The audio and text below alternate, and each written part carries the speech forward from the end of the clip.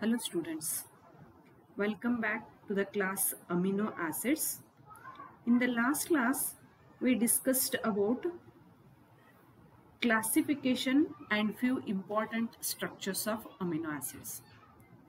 In this class, we are going to discuss about some important properties of amino acids. Let us see some physical properties.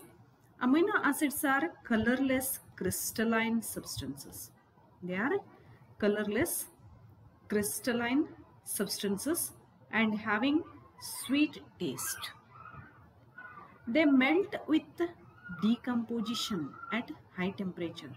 Means here decarboxylation takes place. The COOH group, from that CO2 is released at high temperature, or from the amine group the ammonia is released at high temperature.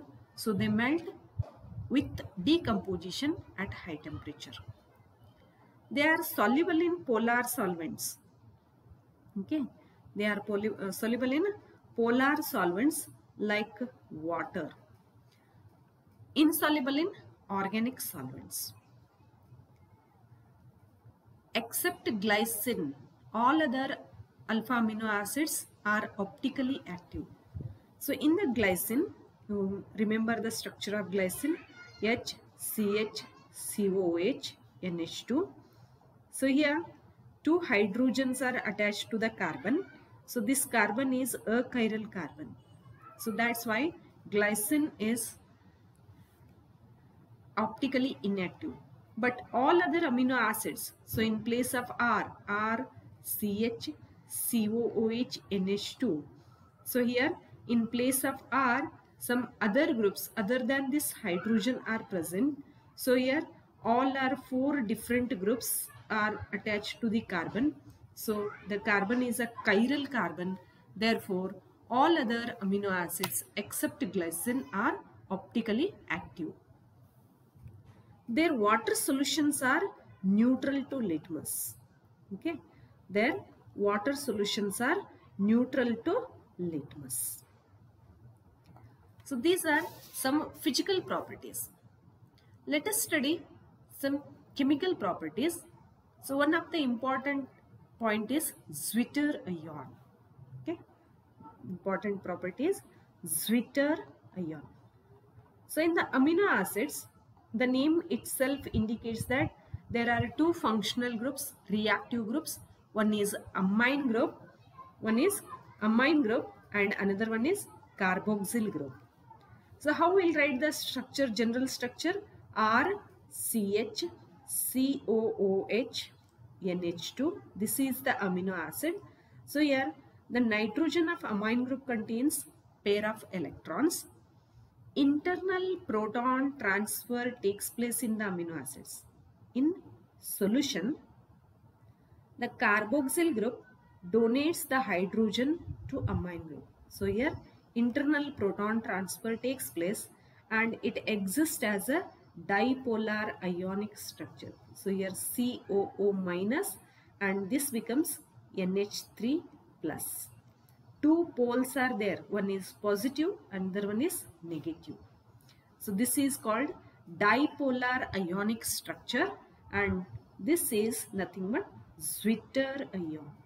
So in the solution, amino acids are exist in the form of Zwitter ion.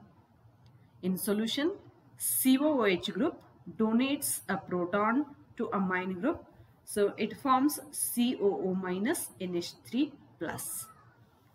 So Zwitter ion is defined as it is a dipolar ionic structure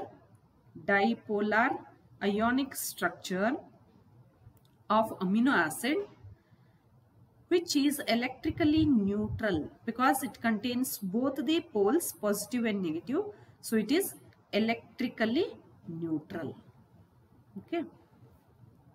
So how you define the Zwitter ion? Zwitter ion is dipolar ionic structure of amino acid which is electrically neutral. Thus, amino acids are highly polar. You can see here the structure of Zwitter ion, or in the amino acid also One is NH3 group, another one is COOH group. So therefore, they are highly polar compounds. They have high dipole values. Dipole values are also high dipole moment values, because due to the two poles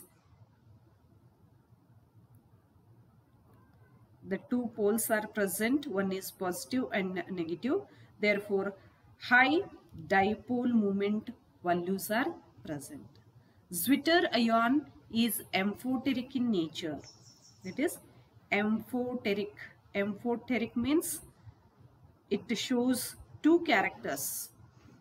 Two characters means it reacts acid as well as base. So it reacts with acids also, it reacts with the bases also. Therefore, it is amphoteric in nature. So let us see what is amphoteric nature, how it behaves as amphoteric. So in the Zwitter ion, RCHCOO minus NH3 plus. In presence of acid, means H plus ions are present in acid, Zwitter ion accepts a proton here. Zwitter ion accepts a proton, and after that it becomes RCHCOOH and NH3 plus. So Zwitter ion in acidic media accepts a proton and exists as cation. And due to this cation, when electric current is passed or electric field is applied, they migrate towards cathode. Okay. In acidic media, Zwitter ion accepts a proton and exists as cation, so that when electric field is applied, they migrate towards cathode. In basic solutions, okay, in basic solution means OH minus ions are present. This Zwitter ion RCHNH3 plus COO minus. Basic solution is OH minus. It donates a proton, so that it becomes RCHCOO minus NH2 plus, NH2. It again gains back its pair of electron, plus base becomes H2O. So in basic solution, Zwitter ion donates a proton to base and becomes anion, exists as an anion. And due to this, when electric current is passed, it migrates towards anode. So in acidic solution, Zwitter ion accepts a proton, exists as cation, and migrates towards cathode when electric field is applied. In basic solution, it donates a proton to base and exists as anion and migrates towards anode when electric field is applied. In acidic solution, amino acids migrate towards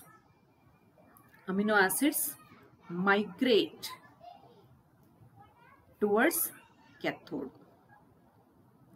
In basic solutions, they migrate towards anode. Okay. But another important point is here, isoelectric pH. Isoelectric pH, or it is also called isoelectric point. So it is called IP, isoelectric point, or isoelectric pH. At a certain pH, amino acids does not migrate towards anode, towards anode and nor towards cathode. They exist purely as Zwitter ion. Okay. At a particular pH, amino acid does not migrate towards anode nor towards cathode. So they exist as a neutral Zwitter ion, and this pH is called isoelectric pH or isoelectric point. This is another one important property, isoelectric pH or isoelectric point. So already we've seen that in acidic solution they exist as a cation and migrate towards anode. In basic solution exist as an anion and migrates towards anode. But at a particular pH they does not migrate towards anode nor towards cathode. They exist purely as neutral Zwitter ion, and this pH is called isoelectric pH. This is a characteristic value for all the value of the amino acids.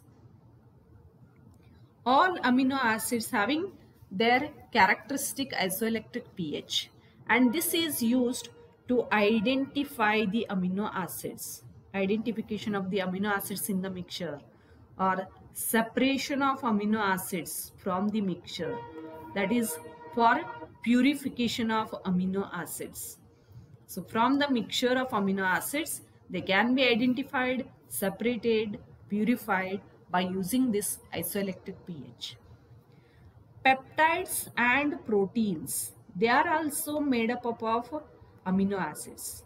So therefore they are also having some particular characteristic isoelectric point, and by using that amino acids or peptides or proteins from the mixture can be separated. So for example, neutral amino acids. Okay?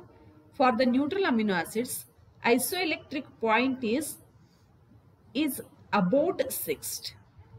About 6. Nearly it is 6. We can see the example for alanine. Remember the structure of alanine? It is 6.1. For serine, the isoelectric pH is 5.7. For valine, it is 6.0.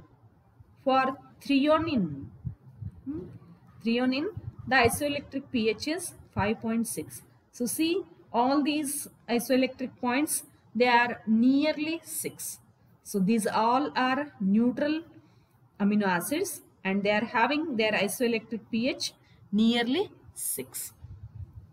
At this particular pH, alanine exists as Zwitter ion. It does not migrate towards anode or nor towards cathode. It exists as purely Zwitter ion. At pH 6, valine exists as a Zwitter ion. For acidic amino acids, the isoelectric pH is less than 6. So for example, for acidic amino acids, there are two acidic important amino acids. So one is aspartic acid, another one is glutamic acid. So for aspartic acid, the isoelectric pH is 2.8. For glutamic acid, isoelectric pH is 3.2. So see, both are less than 6. Okay.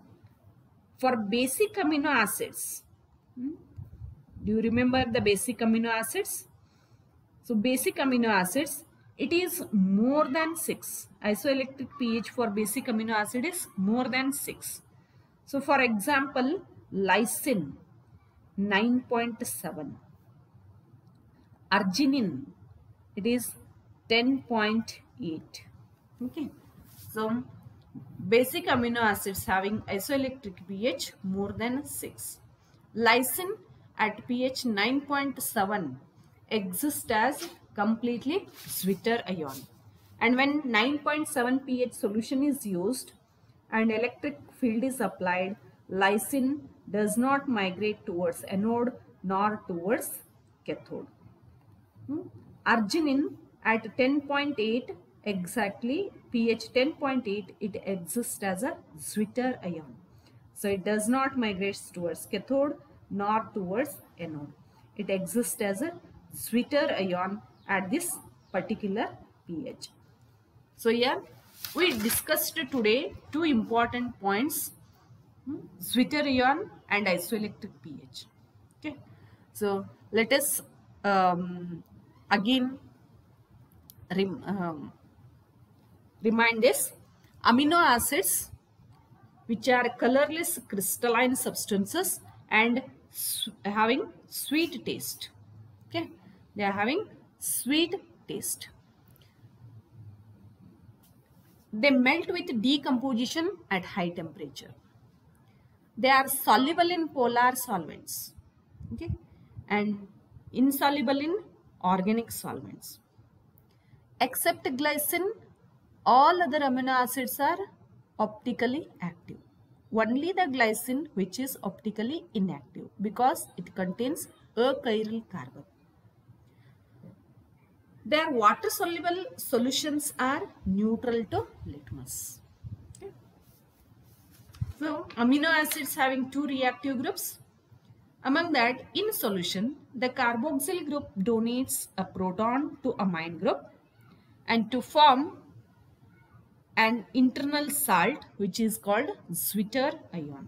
Okay, which is called Zwitter ion. And this Zwitter ion is a dipolar ionic structure and it is electrically neutral. Amino acids are, due to this, amino acids are highly polar. They are having high dipole moment values, and Zwitter ion is amphoteric in nature. It reacts with acids as well as bases. So in acidic solution, it accepts a proton and exists as cation, so migrates towards cathode when electric field is applied. In basic solution, it donates a proton and exists as anion and migrates towards anode when electric field is applied. Okay, so in acidic solution, they migrates towards anode, and in basic solution, they migrates towards, in acidic solution, they migrates towards cathode, and in basic solution, they migrates towards anode. Another important point is isoelectric pH. So at certain pH, amino acids does not migrate towards anode nor towards cathode. They exist as neutral Zwitter ion, means in the salt form. And this pH is called isoelectric pH or isoelectric point. This is a characteristic value of the amino acids. So different amino acids having a different isoelectric pH. By using this isoelectric pH, amino acids can be identified or separated from the mixtures. So we discussed about some important examples, that is neutral amino acids are having isoelectric point nearly 6.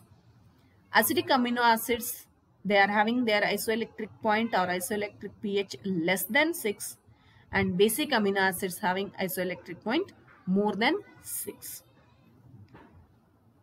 So students, in the next class, we'll discuss some other properties. Thank you.